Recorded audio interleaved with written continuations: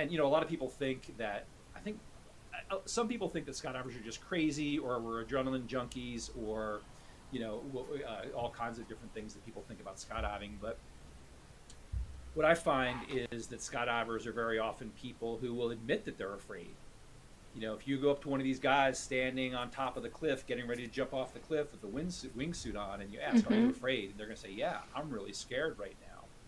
And it's that ability to still do what you want to do in spite of the fact that you're afraid. So, Scott Miller, welcome to the show. Thank you. Um, you sound like you've lived quite a varied life. You've had a lot of interesting and successful careers. You've done, you've been a skydiving instructor, parachute tester, you've worked at a tiger sanctuary, you scored top 1% on the law school admissions test, and you helped others to do the same, and now you're a leadership and executive coach. Like, wow, that's a lot. I like varied. I like that term that you use, varied. I think that's a good description. It is, isn't it? Mm-hmm. So, what made you decide to start with skydiving? That's quite a unique career choice, and especially the parachute tester. Like, don't even get me started. It's funny because I never really intended it to be a career. I don't think I was always interested ever since I was, you know, very little. I was always interested in anything that flew. So Hmm. airplanes, you know, spaceships, like the NASA U.S. space program, and science fiction. You know, I always like science fiction movies and books with lots of spaceships in them. I remember even when I was really little, I would, you know, I don't know if they still have them, these little plastic parachute men with a little plastic parachute, and you can throw them up in the air. Like, I would spend hours playing with one of those. And I, I actually, when I was in high school, going to college, getting ready to go to university, I wanted to be an astronaut. Like, that was my career goal, and was really serious about it. I actually initially went to university, went to college with plans to do that. And that didn't work out. And that's kind of a whole other What did story. you But study? so initially, I was studying aeronautical engineering, and I was also in the Air Force ROTC program, which here in the U.S. it's a program where while you're going to college, you also go through like military training, and you end up Mm. graduating from college, from university, with your degree, and then also a commission as an officer. And in my case, it would have been the Air Force. But that didn't work out for me for a variety of reasons having to do with my complete lack of discipline as a student at the time. Um, so yeah, while I ended up going back to a community college and studying English with the plan to be an English teacher, English professor. And while I was doing that, you know, I think I'd always wanted to try skydiving. It was just something I was always interested in trying. And um, kind of, I guess, the funny story of how I ended up actually doing it was I was driving home from class one day, and I heard a radio commercial. I was listening to the radio in my car and heard a commercial for this parachute center nearby. I was going to school in Daytona Beach, and this was like a little bit north of Daytona. And I didn't write down the name or the number or anything. I didn't remember it by the time I got home, but thought it would be really interesting to try to find them and go do that. And then I think it was a couple weeks later, there was on the front page of the newspaper a picture of a guy hanging from a tree. So this is like a student, or a, you know, low experienced skydiver who had made a mistake and landed in a tree, and it was at Flagler Beach. And I went, yeah, that's the place where I heard the radio commercial for them. That's the place I want to go skydive. So actually, you know, seeing a picture in the newspaper of somebody, you know, landed poorly under their parachute and landed in a tree, is what convinced me to go to that place and learn how to skydive. Wow, so it was fate then. Yeah, I guess kind of. Yeah, it feels like fate sometimes, just like the way that I was always just very, very interested in it and intrigued by it. And yeah, just those kind of the kind of circumstances that I think would turn a lot of people off of it. You know, like seeing somebody Yeah. in the newspaper hanging from a tree, and saying, Yeah. "Oh, I don't want to do that." And I was saying, "Yeah, that's the place I want to go to." So yeah, I went to this little parachute center in Flagler Beach, Florida, and made my first jump, and was instantly hooked. And went Wow. back the next day and did it again. And about, I think it was like a week later, I'd actually gone through all of my initial training and was cleared to, jump on my own. What's that And just like? jumping, skydiving, or The first time you jump alone? the first time. Well, yeah, the first time you jump alone, I think I felt really prepared for it at that time. It wasn't really that being by myself. There's always, I think, a little bit of nervousness doing anything for the first time in a sport like that. But the training program that I went through is called Accelerated Freefall Training, and from the first jump, I was wearing all my own equipment. Have you ever made a skydive? Have you ever made a tandem jump before? Okay. I No. always I would ask like to because try it, but I yeah. haven't. No. Well, I always ask because a lot of people have done like a tandem jump where you're hooked onto an instructor. And I didn't actually do that for my first jump. I did what's called an accelerated free fall jump where you have all your own equipment on. You go up to 13,000 feet above the ground, 4,000 meters or so, and you have two instructors jumping with you. So they're holding on to you. You do about a minute long free fall, and then you open your parachute. The instructors let you go as your parachute opens, and then you fly and land your parachute to the ground by yourself. Oh. So And you're in then charge of it. Sorry. yeah, You're in yeah, charge no, of opening it. Okay. yeah, yeah, very much. Like the instructors are there to help you. If they'll open Yeah. your parachute for you. If you don't, they'll keep you stable and everything. But then you go through this progression of jumps where you go from having two instructors with you to having just one instructor, and really by your last jump, it takes roughly 7 jumps to go through the whole program. And by your last jump, you're just diving out of the airplane and doing a series of maneuvers and free fall, and the instructor is just kind of hanging there watching you. So it feels almost like by your last jump, almost like you're doing it by yourself anyway. So yeah, I think that first time on my own, the very first jump, the very very first time jumping out of an airplane is really unbelievable. It's very few experiences in life that I think that are like that. Um, yeah. Yeah, I bet you get a super adrenaline rush. It is, yeah. When you first leave the airplane, it's interesting because it doesn't feel a lot like falling. The first few seconds you feel like you're falling when you first leave the airplane, because you're in an airplane that's flying like 80 miles an hour through the air. So it's more like you jump off and you're getting thrown forward, but there is a dropping sensation, definite dropping sensation in the first few seconds, and so your body thinks you're dying. Your brain and your body says, "Oh my gosh, we're dying," and just pumps a huge amount of adrenaline into your blood, and that's the big adrenaline rush that people talk about. And you just, the very first time it happens, it's just, it's kind of mind blowing to use a cliche, but it really is. And then after a couple seconds, you kind of settle down, and then with the training program that people go through, you do a lot of practice on the ground. So by the time you get in the air and make your jump, you know exactly what you're doing and you've practiced it. So you just start going into that routine of reading your altimeter and touching your ripcord and things like that. Um, Hmm. but yeah, it's definitely a rush the very first time, and it's still even after hundreds of jumps or thousands of jumps, there's still always a little bit of rush when you first leave the airplane. You just kind of get used to it. Yeah, yeah, I was going to say, does your body get used to it? But I guess it does. Awesome. It And does, yeah. how do you know when to pull your parachute out? Yeah, it's a great question. So we wear an altimeter. It's actually just like, if you were flying an airplane, there'd be a Hmm. device. It measures air pressure. And so there's a little needle that responds to the air pressure, and you basically set it for 0 on the ground so that as you go up in the airplane, the needle moves with the air pressure. And it's a pretty big dial. You wear it on your wrist, and that will tell you how high you are above the ground and when to open the parachute. And Oh, after a okay. certain number of jumps, you actually like your eyes can get trained. I don't know if this happens for everybody, but for me and for a lot of other skydivers, you get used to what things look like on the ground at a certain altitude, and you know that Hmm. it's time to open your parachute. So we always say we always jump with 2 altimeters or 2 eyes. Yeah, hopefully they're not lying. Yeah. So how did you go from skydiving instructor to parachute tester? Was that like, something that was just like going around and they'd be like, oh, we're doing this, and you're like, yeah, I'll do it. Basically, yeah, yeah, exactly. So yeah, I after a year or so, I started getting training to be an instructor and got my parachute instructor ratings, and ended up going to a place called DeLand in Florida, which is near Daytona Beach. It's kind of in between Daytona Beach and Orlando for anybody who's been to Florida. If you've been to Disney World in Florida. It's not I far wish. from there.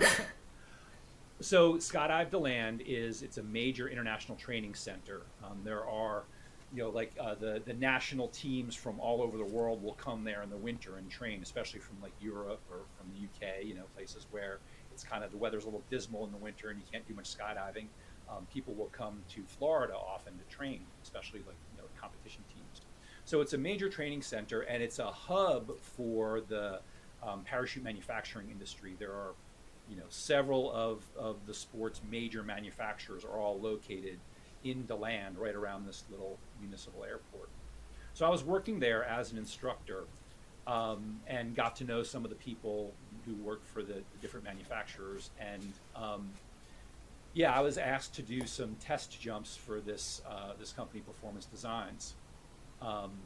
And actually, it was kind of funny the way that came about. So this was quite a few years ago, but Performance Designs they build the parachutes themselves. So there's several different pieces of equipment. There's the harness that you wear with the containers on your back that hold the parachutes, and then there's the parachutes themselves. And Performance Designs builds parachutes, and they brought out I was a tandem instructor. So they were, I was the one who would take people, attach you to my chest and we jump out of the airplane together. And Performance Designs had brought out a new tandem parachute. It was a new, improved design, and we started using those. And we started having some problems with them, not like serious, like the parachutes were malfunctioning. So, and I know that sounds really bad. So any time you skydive, you always have two parachutes. Yeah. You always have the main parachute that you're going to use and then a reserve parachute, which generally you don't use. But if there is an emergency, there's a handle you can use that releases the main parachute from your harness, and then another handle that opens the reserve. So we actually had a few, when these new parachutes came out, we had a few instances where the parachutes malfunctioned, didn't open correctly, and we had to use our reserves. And I think out of our group of instructors, I was the person who had the highest number of malfunctions over the course of a few weeks.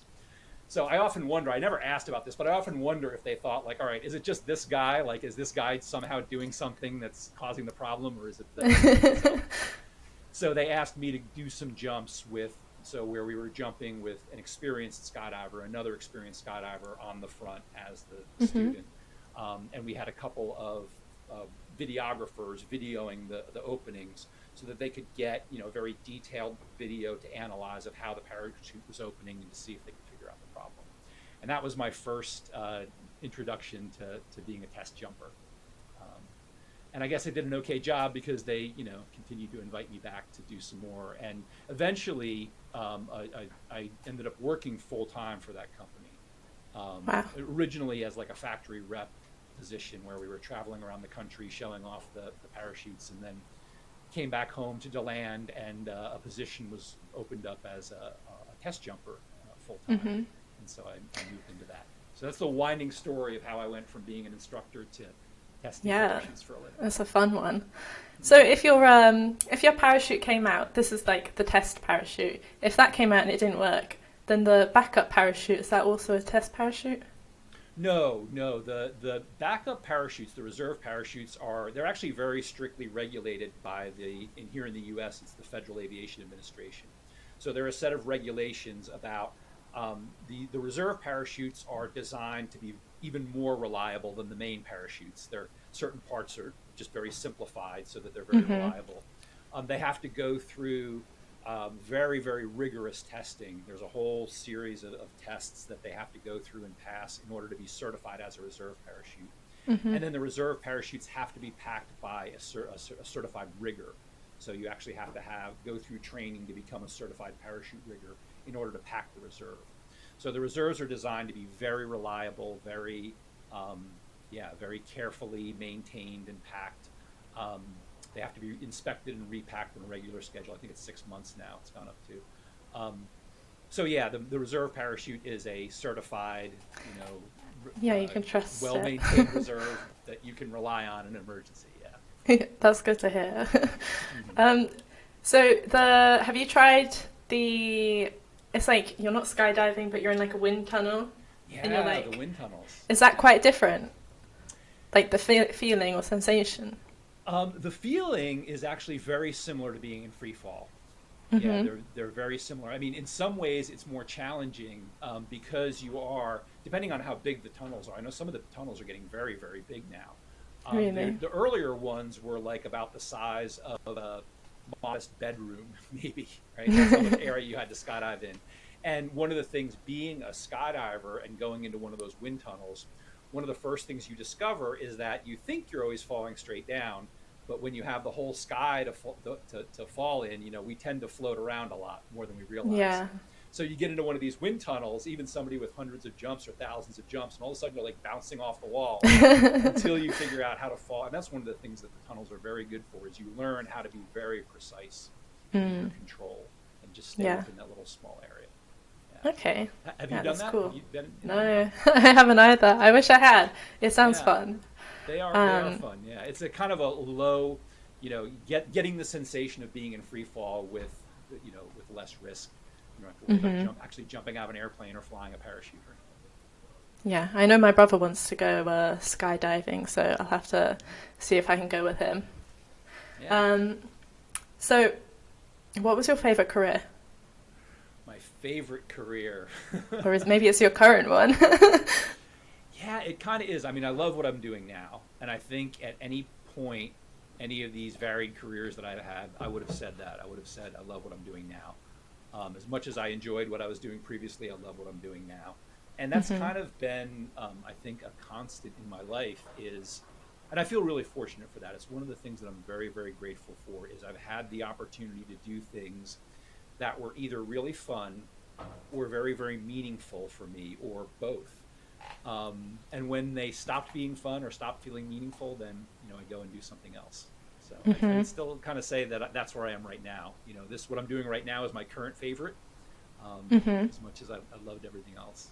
Yeah. Yeah. So, when it came to deciding to change careers, you just I don't know, if fell out of love isn't the right word, but it wasn't fulfilling you enough.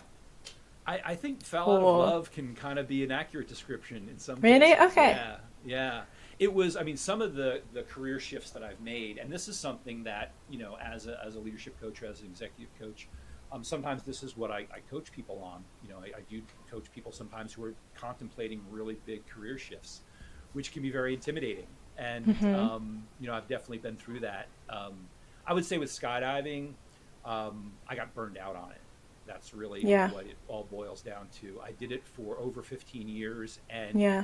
it was my career. It was what I did for fun. My whole social life revolved around skydiving. All my friends were skydivers. Like basically everything I did in my whole life revolved around skydiving. And I would Mhm. definitely say, if I was going to go back and do that again, or advice to someone who is starting out, um, is have something else that you Yeah. enjoy doing, like take breaks.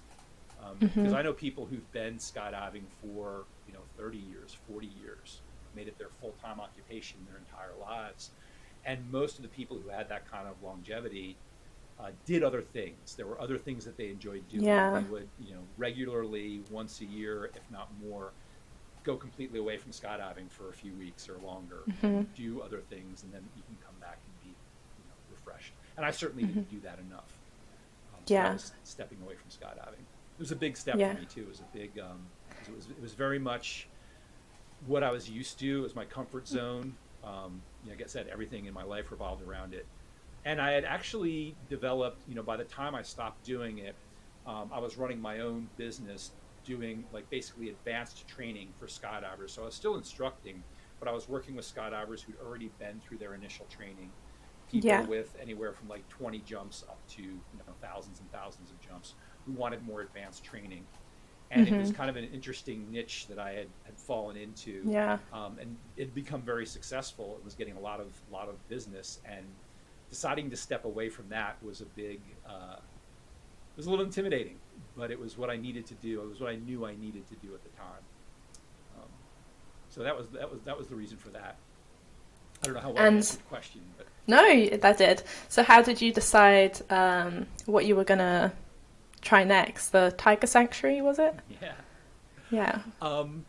It was interesting because I left and really had no idea what I wanted to do next.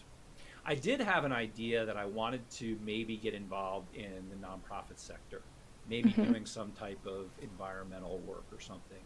I had that idea because as much as I loved skydiving and as much as I loved what I was doing, and I felt like what I was doing was very meaningful and helped people, a lot of this advanced training that I was doing at the time I left revolved around safety and helping people avoid accidents and avoid injury and even avoid fatalities. And Hmm. it was very effective what I was doing. So I felt like I was helping people, and I appreciated that and enjoyed that. But it also felt like skydiving was also a very small world, and there were other opportunities out there. And I think that's one of the reasons why I left skydiving, because I was very much starting to think about the bigger world out there and what Yeah. other opportunities are there out there, outside of this little small skydiving community. Hmm. And I think that's what, um, again, the Tiger Sanctuary is one of those things that I just kind of fell into. I was visiting North Carolina, visiting a friend here, and we went and volunteered at this Tiger Sanctuary.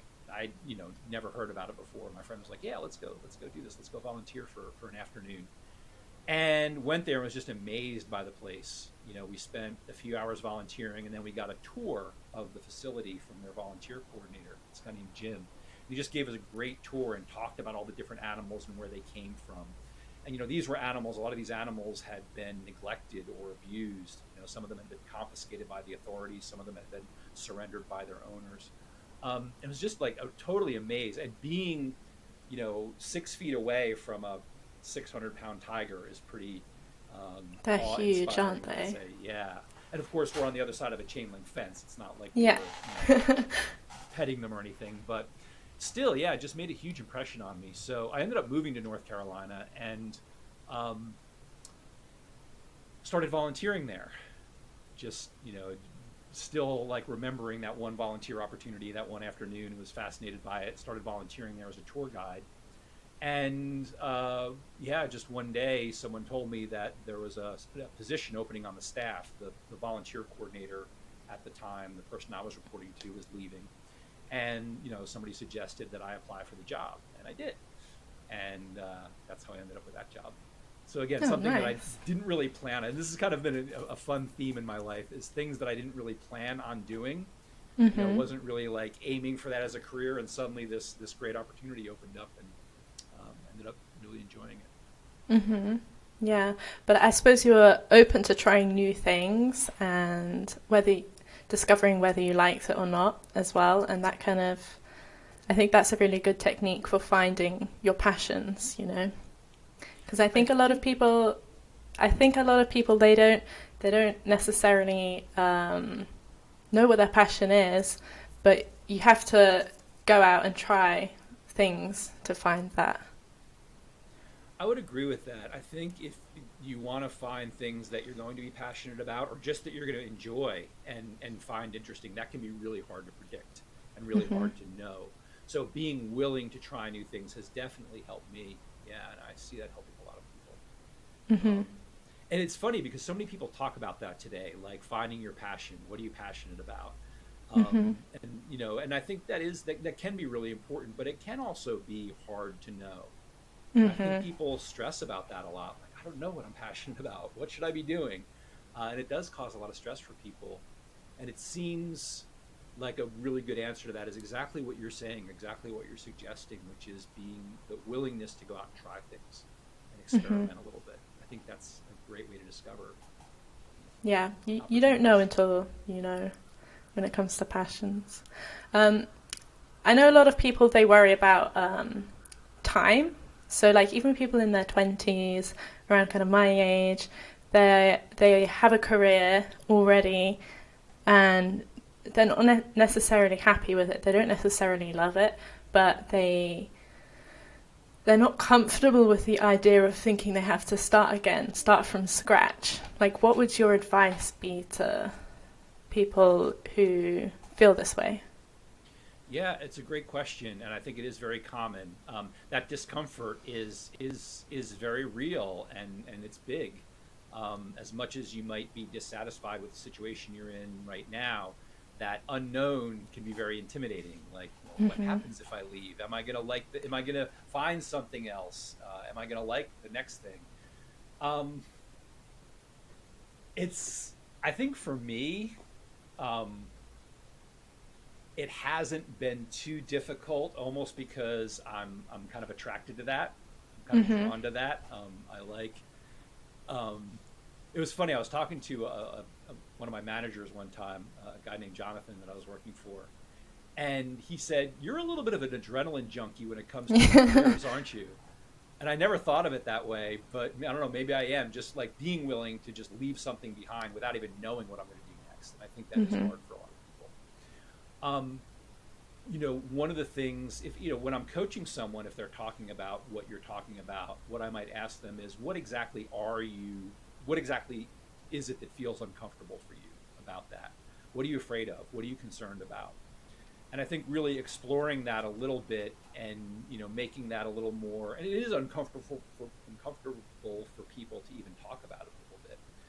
But I think sometimes there's just a vague fear of the unknown. And when you start talking more specifically about what you are concerned about, what do you think is going to go wrong? What are you worried about? Then you start seeing ways of managing that, or working with those concerns, that can allow you to move forward and maybe start looking for something else. Mm-hmm. Do you find there's a common answer to that question? Um, I don't know. I think that's, the coaching that I do is I call it client-centered coaching, because I'm not really an advisor. I don't give people Mm-hmm. a lot of advice. I tell people that I'm a professional 5-year-old. Have you ever been around little 5-year-old, 5 and 6-year-old kids? They ask a lot of questions, right? Like you're going to paint a room in your house. Maybe you're going to paint your bedroom. Like, what are you doing? I'm going to paint the bedroom. Why are you going to paint the bedroom? Well, because we wanted a different color. And then what's the kid going to say? Why do you want a different color? Yeah, why do you want it a different color? Or what color do you want it? Oh, we're going to paint Yeah. it blue. Oh, is blue your favorite color? No. What's your favorite color? Well, green. Well, why don't you paint the room green? Right? Like kids just do that, and it's Mm-hmm. kind of what I do as a coach. Now, kids that can 5-year-old kids can be a lot to deal with, when they start asking questions like that. So I do it in a little more, hopefully, a little more professional and less overwhelming way. Excuse me, but it is really what I do as a coach, is ask a lot of questions and not really Mm-hmm. give advice. So, and I find that's very effective in a situation like you're talking about, because it is different for different people. There might be some common concerns that, like if someone doesn't like their job and they're thinking about shifting to a new career, then, am I going to be able to pay the bills? Am I going to Yeah. like the new career? Actually, is it going to be better, or is it just going to be worse? So I think there are some common concerns that people have, but then beyond that, it does become very personal, and it Yeah. starts, depending on people's previous experiences, or how they feel about their current job, how they feel about their prospects for doing other things. And that's why this kind of Socratic method of coaching, this client-centered method of coaching, works really well, because I'm just going to ask them questions. I ask people questions that help them really explore what their thinking is, and Mm-hmm. kind of bring all that to light, so that again they can start working with it and make decisions based on not just what they're kind of pushing away and not wanting to look at, but having all that out in the light to explore. Mm-hmm. And it does it Yeah. does vary from one person to another. Yeah. Yeah. It's really good when you can be taught like the right questions to ask to try and evaluate what you actually want from something. Hmm. Um, so you've been pretty productive in your life, in terms of being able to have so many careers and succeed at them. What do you think's led to that kind of productivity?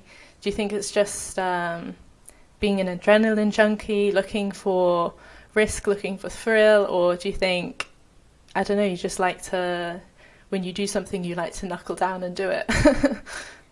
I think that last comment is it. When I like to do something, I really knuckle down and do it. I focus on it. I'm willing to, when I'm interested in something or want something, I am willing to really dedicate myself to it. Yeah. And it's funny when you say it seems like I've been productive, because I do focus on time management to a great extent in the coaching that I do, and helping people. I empower people to transform their relationship with time, which is not just coming up with time management strategies or methods, but having people explore the way they think about time and the way they're using their time, which allows people to start using their time in a more satisfying way. That's really what I like to do, is work with people who are, at the end of the day, want to feel satisfied with what they've done, whatever that means for them. And part of the reason why I am so interested in that is because I feel like it's something that I've struggled with, a lot of my life. I've struggled with procrastination. There have been, periods of weeks or months even where I feel like I really haven't done much with my life. So it's funny to hear somebody say, "Oh, it seems like you've been really productive." But I think that really has been it. Is at times when I found something that I was very interested in, it's being able to really commit myself to it. And I think that's a big part of it, being willing to commit to something and give it, your full attention. Yeah. And also persistence is important. I mean, because the ability to really commit 100% to something is valuable, but also it can be hard to sustain. And if you're talking about a career, or if you're talking about goals like, getting a top score on the LSAT, the law school admission test, and getting into a top law school, these are things that can take a long time. And so there's a lot to be said for developing good habits and just developing persistence and resilience, something that's going to allow you to keep going and make incremental progress at the times when you don't have the energy to go all in, if that makes sense. Yeah, no, it does. So how would you manage your time? Like on a daily basis, weekly basis, whatever? Yeah, so one of the methods that I personally use that I really like is Ryder Carroll's bullet journal method. I think a lot of people have heard about bullet journaling. It's become a popular thing, and I read Ryder Carroll's book, The Bullet Journal Method. I've seen his videos that he has online, and started using that system and found it very useful because it's very flexible. It can be very structured. In fact, I have my bullet journal sitting right here on my desk. But it's basically just keeping a journal with a daily to-do list, or I call it a today list. Right? A lot of people have to-do lists. Yeah. And the problem with to-do lists is they get very, very long. And Yeah. we keep adding things to them, and sometimes it's really frustrating or overwhelming because they don't seem like they're getting shorter. So I think it's very valuable to have a to-do list, but also a today list. Yeah. So my today list just has the things that I'm going to do today, and I try to keep that as realistic as possible, which is also an ongoing experiment. Yeah. Say, okay, here's my list of 10 things that I want to do today, and then realistically, I'm going to get 6 of them done. So maybe tomorrow I'll shoot for just 6 or even 5. Like, let's get 5 done. And I think this is really difficult for some people too. Is you have your long list of things that you want to do, tasks that you want to complete, and we might say, well, pick 5 that you're going to work on today. So how can I only pick 5? There's so many that I need to do. Well, are you going to get them all done? Like, if you put 15 things on your to-do list for today, how many are you realistically going to get done? You're not going to get all 15 done, so why even worry about it? Let's focus on realistic first. And this has been really helpful for me, is developing realistic expectations, sometimes scaling back my expectations a little bit and saying, let me get the 3 most important things that I need to get done today. That's all I'm going to put on my list. And if I get them all done by lunchtime, great. I can put 3 more things on my list. And really doing it that way, scaling back a little bit and then building up. If I really feel like I should be getting 6 or 7 things done every day, well, let's get 3 things done first and then, build up. And that's kind of that persistent habit forming that can be so valuable. That leads to long-term habits that you actually can sustain. Yeah, they say habits are made in what is it, like a month, 21 days, 28 days or something. I don't believe that though. Because I feel like for me, at a month, it's either going to go well or it's going to completely fail. So I'll either stop doing what I'm trying to do, or if I continue, then it's going to be maybe another couple of weeks probably until it's a habit. So it sounds like you're saying that a month isn't really enough, or 20 days isn't really enough to develop habits. Yeah. I think it takes a lot longer. And I would totally believe that. That totally makes sense. And that's why I think one of the things I enjoy about the coaching that I do is that this Socratic method, this professional 5-year-old method of coaching where I ask a lot of questions, works really well for people who are trying to improve their time management skills because it is a little different for everybody. And this is one of the things that I think stresses people out, or I see stressing people out, is you have a lot of great tips and methods and suggestions and ideas that people put out there. Like, oh, it takes 21 days to create a habit, or it takes 1 month to create a habit. And I think these are guidelines and are true for some people, but not universally true for everyone. Yeah. Or even like the bullet journal method. Like, I love the bullet journal method, and I know other people who love the bullet journal method. Yeah, I But like there it. are, you do it? You use Well, it? I have a bullet journal, and I like do the little dots and the little arrow things that they Mhm. have and the boxes. I like that. It's just simple, but it gets the job done. Yeah, and that's exactly how many people feel about it. Other people don't like the bullet journal method at all. I've talked to Mhm. people who said, "Yeah, I tried it. I don't like it." And my answer to that is, "Great, fine. Let's find something else that works for you. Is it a Mhm. Google Calendar? I'm working with a client recently who has their whole life organized in their Google Calendar, and they're not interested in a bullet journal at all, and that's great. We'll work with that. We'll figure Yeah. out how to make that system work for them. So I think that's very important when people are talking about being productive, time management, any of these topics. There are a lot of good suggestions out there and ideas and methods, but it does take some experimenting to find the method or combination of methods that works for you. And I think the important message is, if someone tries something and it doesn't work for them, that's totally okay. That's just information.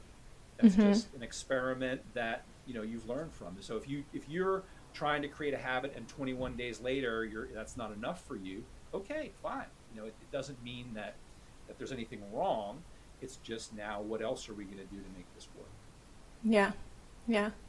Um, no, you're totally right.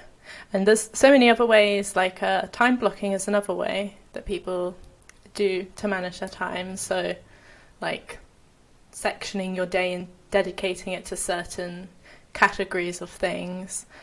Some people find that really useful. I'm trying that at Yeah, the moment, testing it out. I don't know how I feel about it. yeah. Yeah, uh, and I think it is good to give things a certain amount of time. Like, if you try something one day, maybe that's not enough time. Maybe try it mhm. for a week, try it for 2 weeks. But it's totally okay, if you've tried something like time blocking and you've given it a chance and you decide it doesn't work for you, it's totally okay to try something else. It's one of the things I enjoy doing now, is experimenting with different methods so that I have some insight into them. And I can, if somebody says, "Oh, I'm interested in, bullet journaling, I'm interested in time boxing," um, I can say, "Yeah, I'm somewhat familiar with that. Let's talk about that." And I have at least a baseline familiarity with it.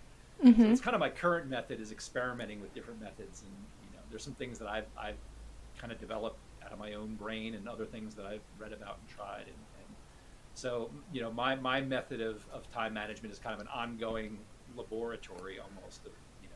experiments. Yeah, Well, I think it's good to experiment. It's good to keep trying new things because you never know when you're going to find something better, even if what you have currently works for you.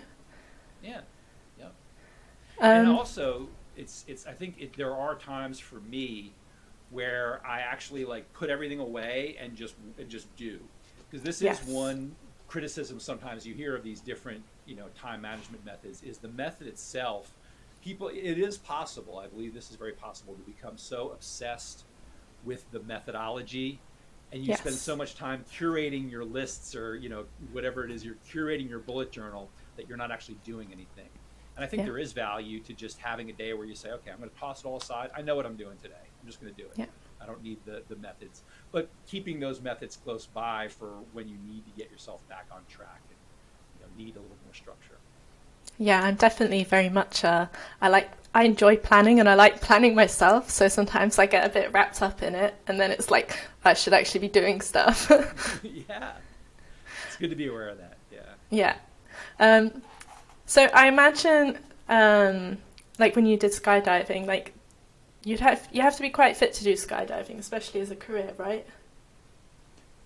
Um, it depends. Not Is it like necessarily. because it's considered a sport, so is it like It is a sport. it's not very physically demanding. You know, Yeah. when you leave the airplane, you're just laying on a cushion of air. I mean, this is what Mhm. it literally feels like. This is one of the reasons why the wind tunnel and being in free fall seem so similar or feel so Mhm. similar, because it's just like laying on a big cushion of air. And one of the biggest challenges is just being able to learn to relax so that you're not fighting the air. Because if you're Mhm. very tense and fighting the air, then you flop around like a potato chip. If you just relax, then you fall like a little, little badminton birdie, like a little feather falling. Yeah. And so it's really not very physically demanding. Probably the most physically demanding thing that I did in skydiving, some of the test jumping work that I did was demanding because we were using like large amounts of weight or different equipment. But tandem jumping can be very physically demanding because you have this person attached to the front of you.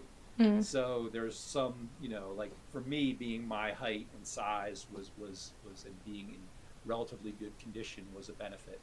But Mhm. for the most part in skydiving, I think there are, if you look at some of the serious competitors, the people who are out winning world championships and national championships, they often do tend to be in good shape. Mhm. Some of that could be because they were athletes before they started skydiving, and this is just Mhm. like a continuation of their athletic career. In some cases, it's that whole mindset of, we're going to go out as a team and we're going to run, 5K in the morning and then go skydive and then go to the gym at night. Mhm. So there's that, kind of combination of mental and physical fitness that um, benefits competitors. So you do see people who are in very good shape and make that a part of the sport, but it's not a requirement to be in great shape to be a skydiver. Mhm. Yeah. No, because I was going to say, when it comes to building habits, um, I think what's really good is to try and improve like your mental toughness. So you make yourself be disciplined to try and carry out these habits and not always rely on motivation. Um, and I think, like, if you're moving your body and you're eating well, that's also going to support your mind and, you know, how you're handling day to day situations. Um, no, because I was thinking that, oh, you'd have to be fit to do skydiving. So I was wondering if, you know, the training, kind of fitness aspects, plus having an active career, that would help you succeed in your future careers because you kind of have to push yourself Mm-hmm. in a different way. Yeah, the I think the aspect of skydiving that really carries over into other walks of life and other careers is the mental aspect, because skydiving is it can be really scary. It can be intimidating. You are, literally you're throwing yourself out of an airplane, and there are a lot of things that can go wrong. It's a very high risk sport. And there are certainly activities that branch off of skydiving, like base jumping, where the people are jumping off of cliffs and off of buildings, that are even more risky. And so, you know, I think for a lot of people who skydive or even pursue those more risky activities, it is about the mental resilience and about putting yourself in that situation where you're going to confront fear and understand what fear is about. And a lot of people think that I think some people think that skydivers are just crazy or we're adrenaline junkies or all kinds of different things that people think about skydiving. But what I find is that skydivers are very often people who will admit that they're afraid. If you go up to one of these guys standing on top of the cliff, getting ready to jump off the cliff with the wingsuit on, and you ask, "Are you Hmm. afraid?" And they're going to say, "Yeah, I'm really scared right now." And it's that ability to still do what you want to do in spite of the fact that you're afraid, and recognize that fear is just a feeling. It's just an emotion. It's a normal emotional response. It's a normal your mind's normal response to the situation that you're putting yourself in. And you can kind of compartmentalize that and do what you want to do anyway. And I think to what you were talking about in terms of developing habits, I think that can carry over to other situations where maybe you feel uncomfortable in other ways, Hmm. and you realize like, okay, yeah, I'm not really like I want to get up in the morning and go to the gym, whatever, 4 days a week, 5 days a week, and maybe that's hard to do. And you can recognize that, yeah, that reluctance that I have is just my mind reacting to the situation, and I can still choose to get up and go to the gym, even Mm-hmm. though there's a part of me that doesn't want to. Does that make sense? Mm-hmm. Yeah, 100%. So, how do you find balance between, time you spend working and time not working? Because I know there's like this whole thing about toxic productivity. Yeah. So, overworking yourself. Do you still skydive I and or don't. I tandem haven't jump? made a skydive in many, many years. Yeah. Hmm. When I left it as a career, I kind of complete. I have a lot of friends who skydive that I stay in touch with, and I still go and visit skydive to land every once in a while when I go to Florida. But I haven't actually jumped myself in many years. I kind of I felt like I needed to walk completely away from it for a while, Yeah. and so I did, and then just haven't gone back. I think every once in a while I think about going and making a jump, just for fun. But Yeah. I found other things too that I enjoy doing that are kind of Mm-hmm. occupying my time. But Mm-hmm. to what you said about finding that balance, I think that is an ongoing work. It's a work in progress for me. Um, and I think it is for a lot of people, because I do tend to get very involved in my work. I tend to get very, focused on work and let other things. It's easy for me, especially when I'm doing something that's enjoyable or something that feels meaningful to me or important, to just focus on that at the expense of other things. Yeah. And so that's where I think discipline comes in, and creating boundaries and keeping boundaries becomes really important, and protecting that time off. So, I'm married, and my wife works, a weekday job. So for me, one of the things that I'm protecting now are my weekends, and not being willing to schedule. I might have clients that want to meet on weekends, or I'm doing a little bit of LSAT tutoring again these days, and might have LSAT students who want to meet on weekends. And as tempting as it is for me to say, yeah, sure, I can make that work. Mm-hmm. um, Protecting that and saying, okay, Saturday and Sunday, the weekends, that's the only time when I have the whole day to spend with my wife, and when we can go do things. And there are a lot of social and recreational things that happen on weekends that we would like to do. So being willing to, it's a choice, it's a decision Mm-hmm. to set boundaries and say, this is my time for me, or this is my time to spend with my family, or this is my time to do the things that I want to do. And keeping that separate from work is very valuable, very important. Mm-hmm. Yeah, for sure.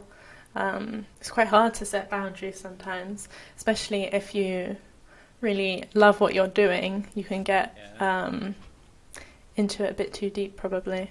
But then yeah, some people argue, like, is that a bad thing to want to spend all your time doing something? But I guess it depends on what your priorities are as well, like, and who else is involved in your life. yeah. I would agree very much. If you're going to be in a relationship, that other person, is going to want to spend time with you. Hopefully, Mm-hmm. I guess. It depends on whatever works for you. But Mm-hmm. um, I kind of feel fortunate that my wife actually does want to spend time with me, and I need to respect that, and respect that time that we spend together is valuable for both of us. And so that's part of what helps. Is my wife is very um, patiently persistent about reminding me about that. Like, hey, let's keep the weekends for us. There are things that I want to do here around the house. There are things that I want us to do together, and encouraging me, kind of affectionately but firmly encouraging me to make that a priority, which I really value. So having people in your life who do that. And I think it Mm-hmm. is, some people, it's okay to say, hey, I just love the work that I do, and I want to work all the time, and I'm not getting burned out, or if I start feeling burned out, I go take a vacation. Like, it is a little different for everyone. But if you want to have a healthy relationship, you want to be married, you want to have a partner, whatever it is, you want to have a family, um, making time for those other people in your life, you either do or you don't. And if you Mm-hmm. don't, then there are going to be consequences for that. Mm-hmm. It's just understanding that whatever choice you make, there are going to be consequences, Yeah. and taking responsibility for that, taking ownership for that. Yeah. I think sometimes as well, if you have to um, work in a shorter time space, get everything you need done in like this amount of time instead of that amount of time, you're more likely to work efficiently or more effectively. So it's kind of, you probably get the same amount done in that time period anyway, eventually. I agree with that 100%. It's interesting. A minute ago we were talking. I was going to mention that two of the big challenges for maintaining that balance for me. One is loving what I do, right? I mean, that can be a big Hmm. challenge when you want to spend, you enjoy spending your time working. That can make it challenging to find that balance and make time for other things.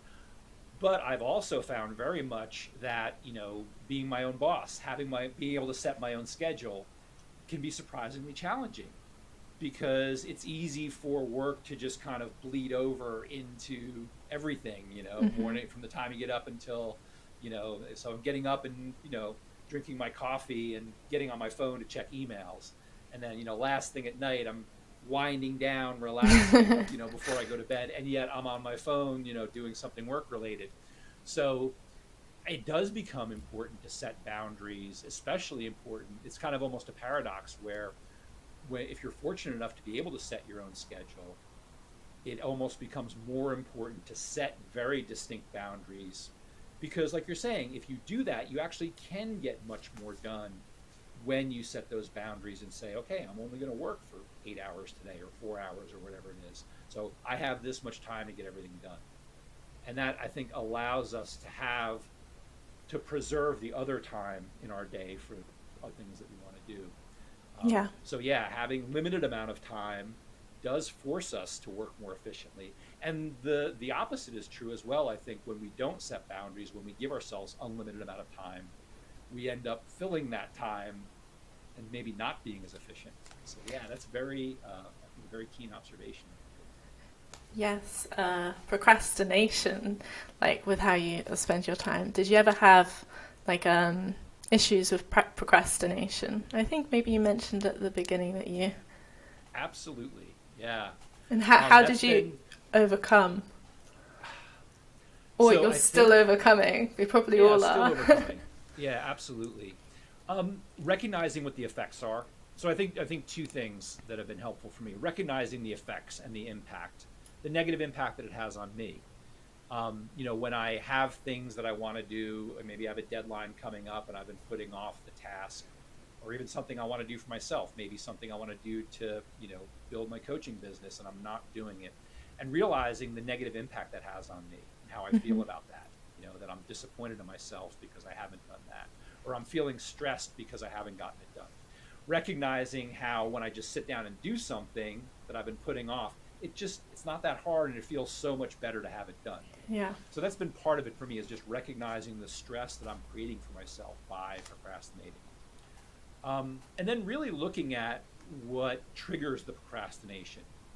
You know, in that moment when maybe I'm sitting down to, I don't know, whatever it is, maybe I'm going to, work on my website. There's something I need to do on my website that I've been putting off.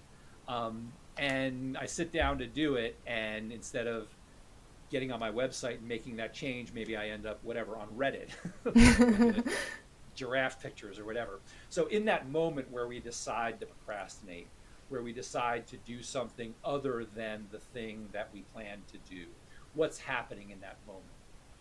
That's been really informative for me.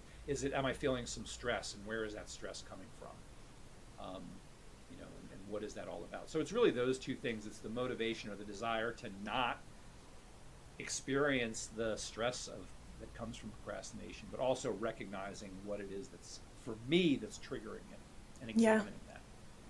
I know for me, I mean, like social media is a big culprit for procrastination these days. Like Yeah. TikTok, you just scroll for hours. Like you just get locked in. It's deadly, really. Um, I know I've tried recently just quitting social media and only using it for like educational purposes, or watching podcasts or something that's like where I'm actually learning. And I think by cutting that out, you're forcing yourself to be I don't know, like a little bit more bored. So then you're going to end up doing stuff that is better for you in the long term. Hmm. I think it's good to try and think about the long term reward rather than the short term reward. Yeah, how has that worked for you? I'm curious to hear about your adventures with cutting back on social media. Did I you find it difficult to do?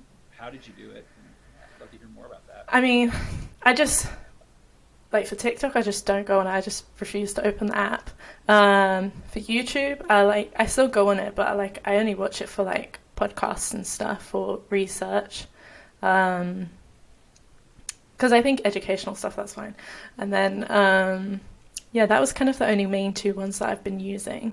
And Netflix. So no Netflix during the week. Maybe on the weekend I'll watch like one thing, but oh, it's so much better. Like I find if I start using social media and watching Netflix too much, like my head just gets foggy and I can't focus properly on things. Hmm. So I get way more done when I'm not using it. So you took the law exam. Was your intention to become a lawyer, or did you always intend to teach it? Um, I took the law school admission test. It's the test that you take to get into law school. So there's nothing Yeah. about law on it. There's no law on it. It's actually a Oh. test of. It's interesting because a lot of people have. There are people who've heard of the LSAT and taken it and know what it's all about, and then there are other people who don't really know anything about it. It's a little bit of an obscure test. So it tests the skills that are considered necessary to succeed in law school. So, like your ability to read things very closely and literally, see exactly what's on the page, not what you think is there, but what actually is Hmm. there. It tests logical reasoning skills, so some critical thinking skills, reasoning skills. And I did think about going to law school. I've thought about it a number of times, but I didn't. I decided not to go to law school because I love teaching so much, and that's what I've been Okay. doing. Since my early days skydiving, becoming a skydiving instructor, and really definitely fell in love with teaching and decided that that's what I wanted to focus on.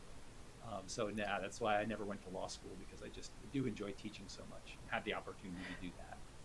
So you took the test with the intention of being able to teach it in the future, or did you? Um, that was part of it. Yeah, that was part of it. Yeah, awesome. So what do you think? What are some good tips for um, learning then? Tips for learning, like for that particular test or in general? So for if you're teaching students on the test, what advice, what tips do you have for learning and preparing? That can be applied Yeah. to any type of learning. Well, it's interesting. The LSAT is, I think, what a lot of people struggle with is that you almost practice for it more than you study for it. So I think quite a few people are accustomed to studying subjects where they might read. You listen to a lecture, you read a chapter out of a book, you're absorbing information and trying to remember facts and dates and figures and people and store that information in your head. And then in one way or another, when you take an exam, you are you're basically a lot of your success depends on your ability to just remember what you've studied. Yeah, Does that make sense? Does that sound right yeah, in your yeah. experience? I used to just memorize everything when Yeah. I was in school. And people have been very, very successful. I mean, a lot of my success in school was due to being able to remember things well, like read something once and Hmm. remember it. So the LSAT is a very different type of test in that, I tell people all the information that you need to answer the question is right on the page in front of you. So, like for one example, in one section of the test, they'll give you a little short paragraph that has some type of an argument in it. Like the paragraph might say something like, "The mayor of the city um, proposes building a new park downtown, but the city council believes that that is a bad idea because a parking garage will bring more revenue into the downtown area, right?" And then the idea is, how would you strengthen the city council's argument? How would you weaken it? What's an assumption? So they'll ask you to, understand somebody's making some conclusion like we should build a parking garage, and they'll be giving some type of evidence, like it will bring more revenue into the downtown area. And how do you, argue against that? How do you argue for that? How do you understand, what the flaws are in that argument? Mm-hmm. And it's multiple choice. They'll give you 5 questions, 5 answer choices to choose from. So your ability to answer the question isn't based on your knowledge of city politics or parking garages or, the economics of a downtown area. Like literally everything you need to know to answer the question is right on the page in front of you. Of course, they'll do things in the wording to make it more complicated and make the correct answer seem wrong and the right answer seem the correct answer seem wrong and the wrong answer seem right. So Yeah. kind of where I'm going with all this is with a test like the LSAT, there's not a lot to remember. There's not a lot to memorize and remember. Mm-hmm. It's understanding the process that you use to answer the questions. Because Yeah. one of the things about the LSAT is the time constraints on the test are very, very strict. The time, the pace that you have to work at to get a top score is kind of ridiculous. You're answering like 23 to 28 questions in 35 minutes. So you have like a minute to a minute and a half sometimes to answer these very complicated Wow. questions. And you have to follow a very clear, distinct process. So in how are you going to read this paragraph? How are you going to evaluate the answer choices? So it's a test that's a lot more about, it's almost like math. Kind of like, when you're taking a math exam. Mm-hmm. Like if you follow the correct steps, you will get to the right answer. Yeah. And the LSAT is very much like that, except with words, but you still have to follow a correct step. So I think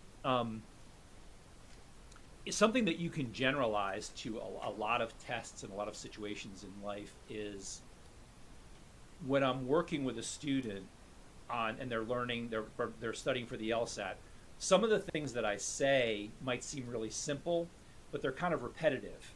Like, okay, if you really want to learn to do this thing 20 times. And it sounds kind of like a lot of work, but not very complicated. So like, why should I bother? There must be an easier way to do it. There must be a shortcut. Mm-hmm. And this is one of the big obstacles that I find with people who are studying for the LSAT is they want to find a quicker way, an easier way. And sometimes when you try to find that quicker, easier way, what you end up doing is just wasting time. Mm-hmm. And I've had students come back to me after like 2 months and they'll say, hey, I just figured out how to do this. And then they'll look at me and say, you told me this like 2 months ago, didn't you? I say, yeah, I told you that about 2 months ago. So, I think to generalize, I think especially in our society today and the way the world is today, we're very used to having instant gratification. Yes. Right? So you want to do something, you open up your phone, you press a couple taps on your phone and it's done, right? Whether you want to order some food or rent a car or go on vacation and reserve a hotel. There's so many things that just happen instantly at the tips of our fingers. And yet there are things like studying for certain exams, like succeeding in certain subjects, where it really requires persistence and repetition. And that somewhat boring repetition. And I think understanding situations where that is required to succeed. It's like if you want to run a marathon. Yeah. And there are people who are not athletes at all, not very athletic at all, who will end up running a marathon. But you start with where you are right now.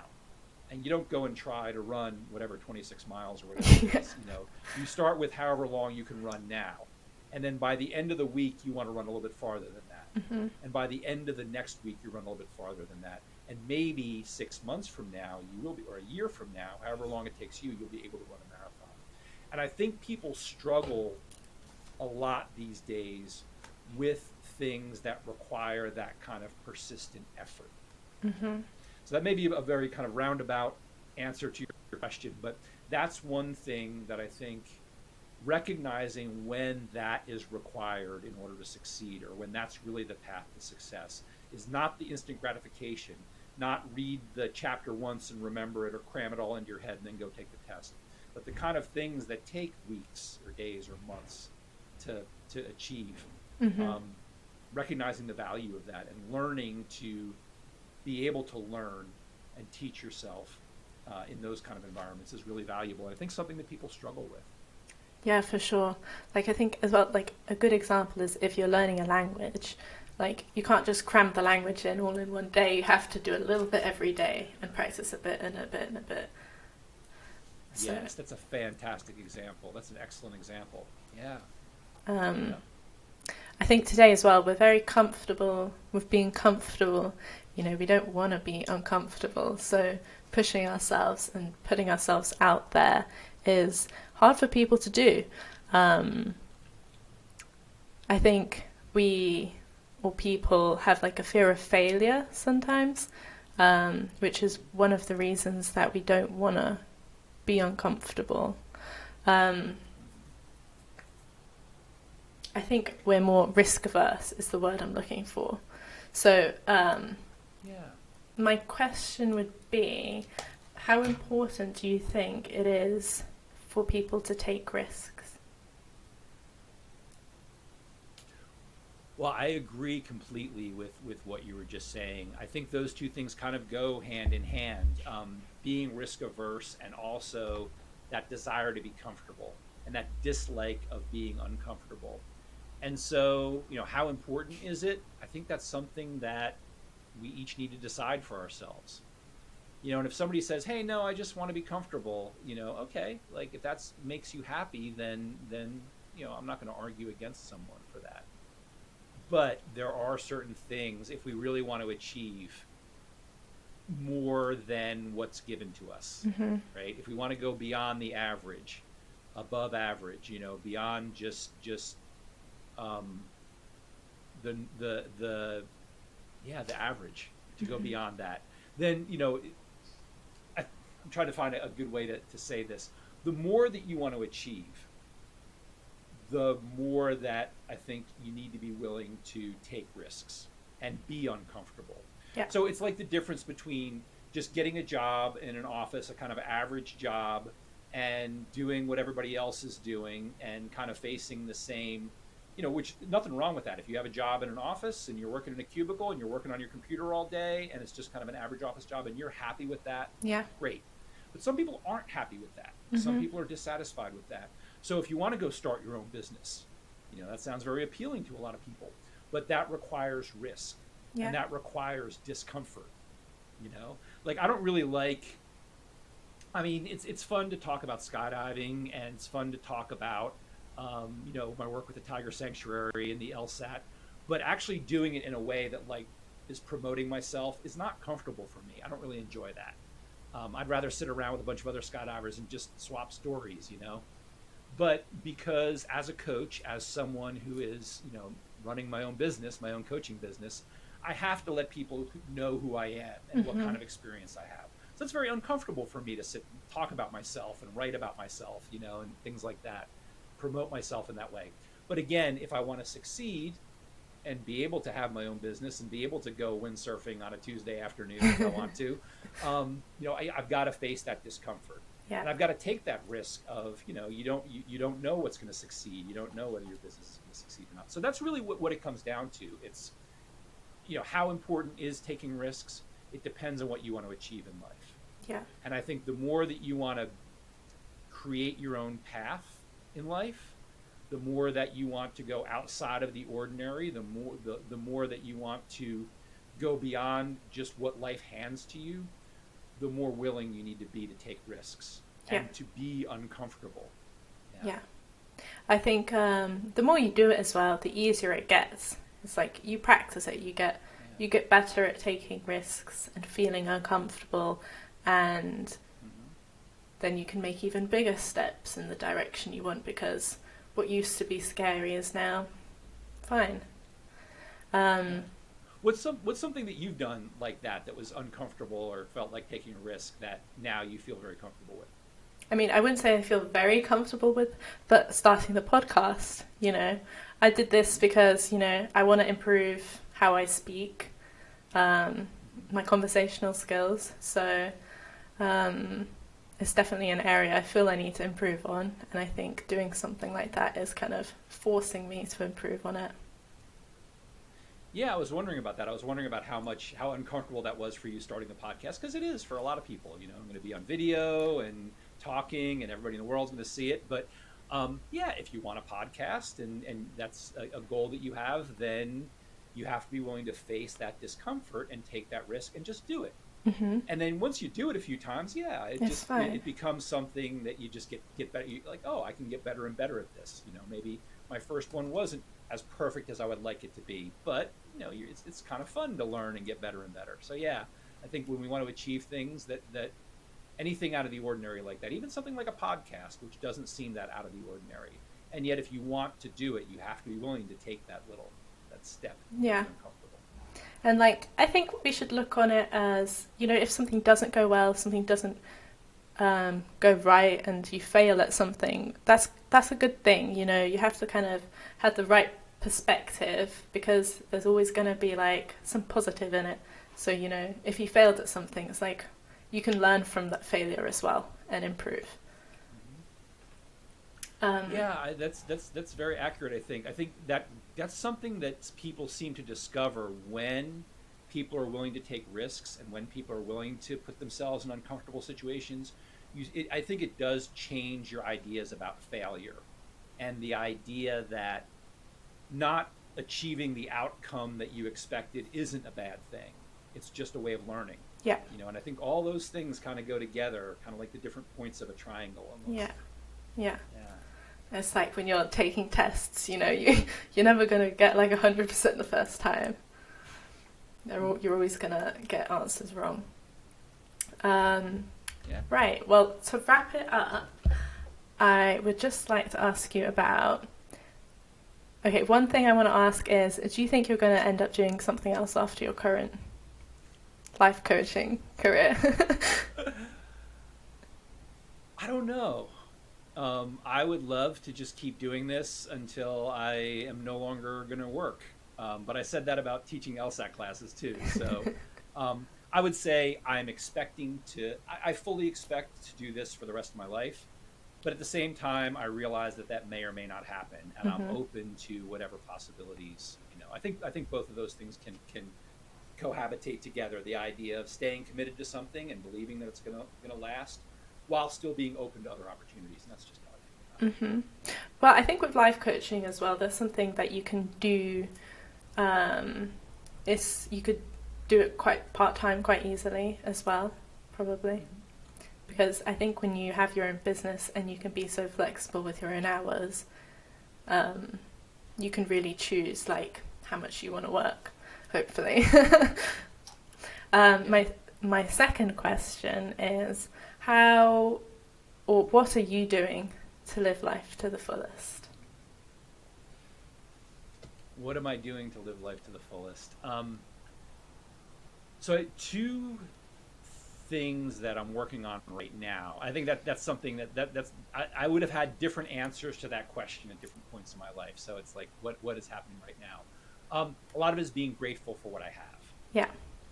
Because it's very easy to get into this, okay, yeah, I'm skydiving and I'm living in Florida and, living this great life. And yet you can still not be happy with that and still want something else, So what I'm doing right now, it would be very easy for me to say, yeah, I have my own business. I have a lot of flexibility in my schedule. I'm doing work that I love. And yet there's always going to be something else, something more that you might want. And so for me right now, living life to the fullest is gratitude, being grateful for what I have, while still, and that doesn't prevent me from wanting to do other things, wanting to grow, wanting to learn, wanting to change, but always trying to stay anchored in gratitude for what I have right now. I think that's very important. I think people who genuinely live life to the fullest, that becomes an important part of it. Focusing on the current moment, being in the moment as much as possible. Not because it's very easy for me to get in my own head, and I'm either thinking about the past and something that's already happened, or thinking about the future, and that can be a distraction from really enjoying the current moment. So that's another thing that I'm working on right now, is as much as possible to be mindful and to have my attention in the here and now and the current moment, so that I can enjoy it, and not be doing something wonderful with my body while my brain is somewhere else. Amazing. That's what I'm working on right now. That sounds good. Thank you so much for being on my podcast. Where can we send people to? Do you have like a website or anything that you want to share? Sure. Yeah. It's scottmillercoaching.com. You can go there, and yeah, there's information about what I do, like the coaching work that I do. You can contact me through the website. There's a form there you can use to contact me. Anybody who has questions about what I do as a coach, as a leadership coach, people who are interested in working on time management skills, even that's a lot of what I focus on is time management and helping people use their time in a way that satisfies them. But I also help people with career transitions, some of the things we've talked about, leadership skills.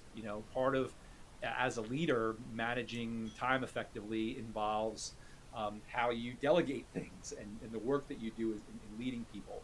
So I'm always interested in talking to people about those things and helping people who want some coaching in those areas. So yeah, my website, scottmillercoaching.com, is the best way to get in touch with me. Awesome. Thank you so much. Hey guys, thank you so much for getting to the end of that episode. Hope you enjoyed it.